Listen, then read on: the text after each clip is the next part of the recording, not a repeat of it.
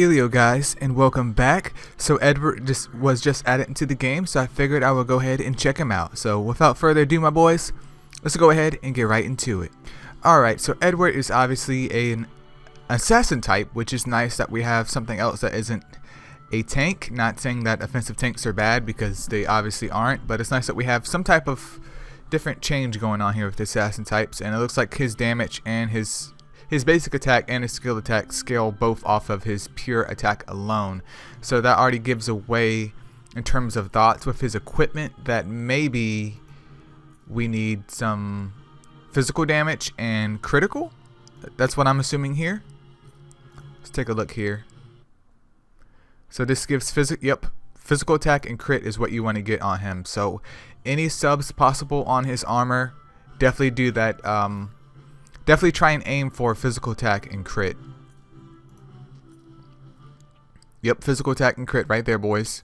And that boosts his crit amount for his unique weapon. Or exclusive weapon, if you want to call it that. Okay. Yeah, definitely. There's without a doubt, boys, that you definitely want physical attack and crit in all the subs that you can get, even on his accessory. Anything that you can get to help boost his damage, and whatever set that you have for raw damage, definitely make that stuff physical and at least critical if possible. But let's move on over here to his skills. But let me go over here to runes real quick. So for runes, I would recommend probably, of course, sweeping rampage, something that's going to boost his basic attack. I'm trying to see if I have something good like that. I mean, that's rampage and tiger. That's not really that. I mean, that's the same thing. Yep, that's the same thing. With sweeping rampage, something that boosts his basic attack, and of course his attack speed and movement speed, just to give him more time and more agility, especially with his moves, because more attack speed obviously is going to add more damage to him, and then movement speed means, you know, he's easier to move around and be agile, which is very, very important for assassin type, because they like to go in there and basically shred and dip out.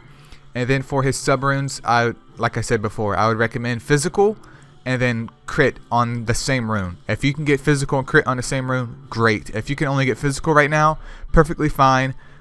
But you really want that physical and crit to be on all three runes, just to stack up the percentages to go along with his equipment to make him a beast. But let's check out his skills next. So Annihilation is just raw damage, then additional damage, and he can heal himself by 20% of his HP. Wow. Wow. That's actually pretty dandy, dude. 20% of his HP. That's gross. And obviously there's going to be a move that marks, so you want to mark the enemy before you do this move. Unsheath adds the marking for 10 seconds, and it has 2 animations to it. Yep. So we have to check that out and mark the enemy and then do his ult. And then Dominate boosts his physical attack and then attack speed. Temporarily increases abilities and deals incremental damage to surrounding enemies. Lasts for essentially 3 intervals, so it hits 3 times. And then once it goes away, it does more damage. So this sounds like it's very similar to Jago Wounds, where his skill kind of leads up to him getting the boosted stats once it's complete.